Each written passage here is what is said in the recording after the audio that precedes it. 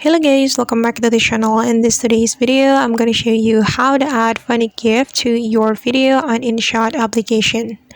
Okay guys, here I have created a project on my InShot application, and if you want to add GIF to our video, the first thing we're going to do is clicking on the sticker button, then tap on the sticker button again, and since we want to add GIF, we can tap on the GIF option, and here there are a bunch of GIFs we can apply to our video, and you can choose your favorite GIF, and you can also search for the GIF. And for example, I'm going to search meme. Okay, and just hold on.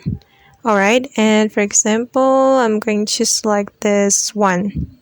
Then we can just tap on the GIF, and now as you can see that the GIF has been added to my video, and we can adjust the position, and I'm just going to zoom in. I'm going to place it right here. Okay, and after that we can tap on this check mark button, but before it we can adjust the length. I'm going to make this GIF align with my video, then just tap on this check mark button.